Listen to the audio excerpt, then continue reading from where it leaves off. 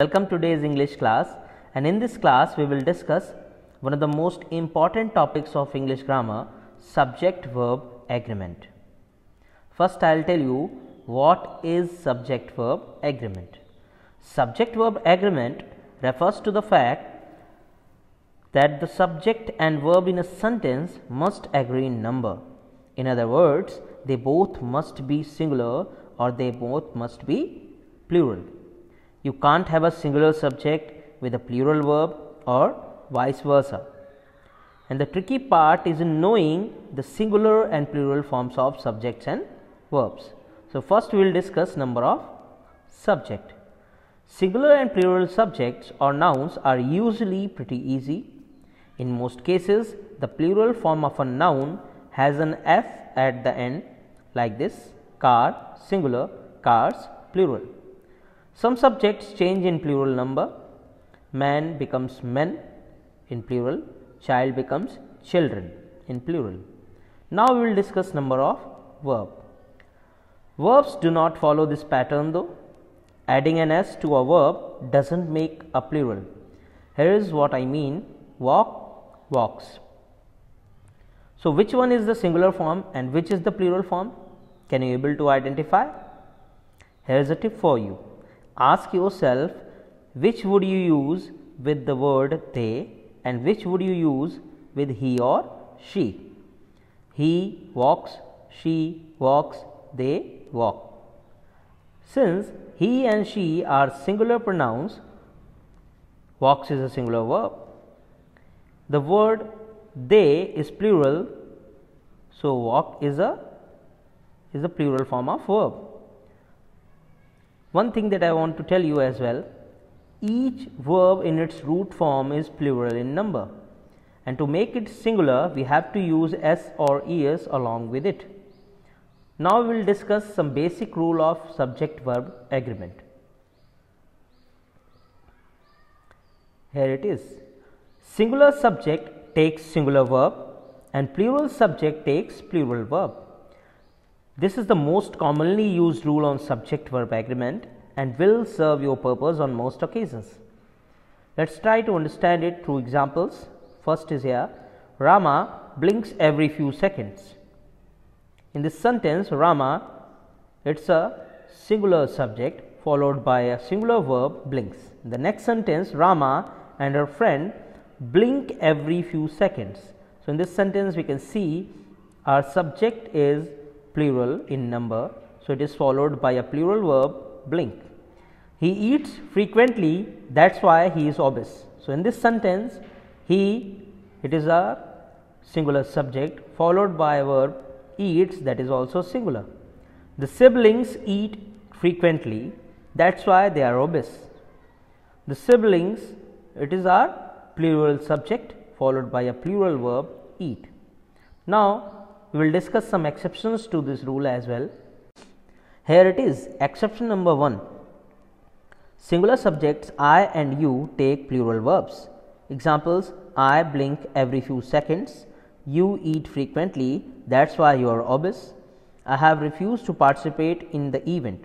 Here we can see the subjects I and you, though they are singular in number, take plural verbs. Now exception number 2. This rule does not apply to simple past tense without helping verbs. The student made merry in absence of the teacher, the students made merry in absence of the teacher. We can easily see in the first sentence our subject is singular, and the second sentence the subject is plural in number, but it does not affect the verb made. Now exception number 3. This rule does not apply to following helping verbs when they are used with a main verb: will, would, shall, should, can, could, may, might, must. Here are the examples: he must go to the college today, we must go to the college today. In the first sentence our subject he, it is singular. In the second sentence our subject we, it is a plural one, but it does not affect the verb must. Let us know more about subject verb agreement. If two or more singular subjects are connected by and or both, they usually take a plural verb. For example, Anshuman and Raj are playing cricket. In this sentence, we are having two singular subjects joined with and hence it takes a plural verb, are. Now, the next example, both Madhu and Madhuri sing well. Rule number 2. If there is no pronoun or article after the conjunction between two nouns, it refers to the same person and therefore should take a singular verb. For example, the great leader and philosopher is dead. In this sentence, we are having two singular subjects joined with and there is no article or pronoun just after the conjunction, and both the subjects refer to the same person and hence it takes a singular verb, is. Now, the next example, the reporter and writer has reached the venue. Here we are having two singular nouns, reporter and writer, and both the nouns refer to the same person and hence it takes a singular verb. Here a person who is having a profession of a reporter as well as a writer has reached the venue. Now, rule number 3. If there is a pronoun or an article after the conjunction between two nouns, they refer to two different persons and therefore should take a plural verb. For example, a guitarist and a drummer have agreed to be chief guests. This rule is just the opposite rule of the previous one.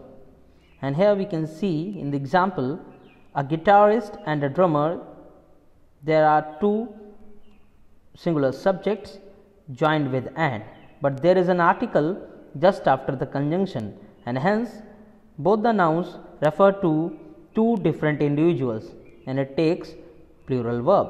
Now, another example is here, a bird watcher and a conservationist address the club members every weekend. Rule number 4.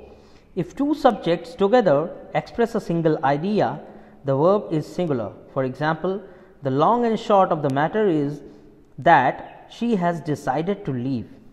In this sentence, the long and short express a single idea. Now, the next example, rock and roll is something he cannot live without.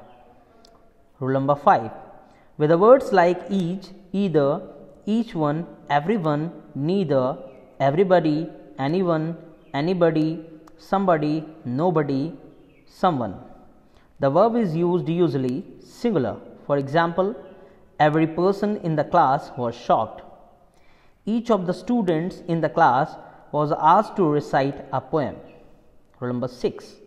Two or more singular subjects connected by or, nor, either or, neither nor take a verb in the singular. For example, no man or woman was in sight. But do remember here, while adding these conjunctions to two singular nouns, we have to keep in our mind that both the nouns must be singular. Here we can see in the example, no man or woman. So, here we are having two singular subjects, man or woman, and thus it takes a singular verb. Here are two another examples, either Neha or Disha was allowed to go home. Neither Ramesh nor Suresh likes chocolates. Now, rule number 7. When the subjects are connected by or, nor, neither nor, either or, and the subjects take different person or number, the verb agrees in person or number with the nearest subject. For example, either he or I am to blame for this mistake. In this sentence, we are having two subjects that are different in person. He is the third person pronoun and I is the first person pronoun. I is the subject that is near to the verb, and that is why we have placed am according to I. Now, the next example, neither Richa nor her roommates are attending the concert. In this sentence, we are having two subjects, Richa and her roommates, and that are different in numbers. Richa is a singular number subject and her roommates, it's a plural number. Her roommates is the subject that is near to the verb, and that's why we have placed are according to her roommates. Hence, the sentence is neither Richa nor her roommates are attending the concert. Rule number 8. A collective noun takes a singular verb when the collection is taken as a unit, but a plural verb is used when the collection is thought of as a separate entities or individuals. For example, the jury were divided in their decision. In this sentence, the jury has been taken as separate entities or individuals. Now, the next example is here. The committee has given a unanimous decision. In this sentence, the committee has been taken as an unit. Rule number 9. When the subject is the name for a single object or a collective unit, it takes a singular verb. For example, the Jataka Tales is an interesting read. Another example is here. The Netherlands is a prosperous country. Rule number 10. Nouns that are in the plural form but are singular in meaning, such as news, mathematics, physics, mums, take a singular verb. For example, the news is not pleasant. Mathematics is my favorite subject. Rule number 11. Class names such as furniture and stationery take a singular verb. For example, the stationery is in the drawer. The furniture is being delivered tomorrow. Now, rule number 12. When plural number applies to distances, heights, weights, or an amount of money, it is taken as a whole and a singular verb is used. For example, 10,000 rupees is what he owes me. Here, 10,000 rupees, it's a plural one, but it has been taken as a whole amount. So, that's why it has been followed by a singular verb is. Now, another example is here. 52 kilometers is a long distance. So, here 52 meters, it has been taken as a whole distance. So, that's why it has been followed by a singular verb. Now, rule number 13. Words such as scissors, shoes, trousers and spectacles generally take a plural verb. For example, my shoes are dirty. We cannot say my shoes is dirty. We have to say my shoes are dirty. Her spectacles are missing. But exception is here. You can use pair of to refer to a particular example of nouns that have two identical parts. Few examples of nouns with two identical parts: shoes, pants, shorts, earrings, gloves, glasses and binoculars. Examples: my new pair of jeans isn't a good fit. The brown pair of shoes on the top shelf is too expensive. But when you use singular verbs with such subjects, you have to remember we have to use pair of along with it. Now, the rule number 14th. Use a singular verb form after none when the word means no one or not one. Examples: I have been looking for inspiration, but none has stuck so far. None of us is perfect. None was injured in the accident. So, in these three sentences, none has been taken as no one or not one. However, use a plural verb when none suggests more than one thing or person. Example: I have been looking for ideas to start a business, but none have struck so far.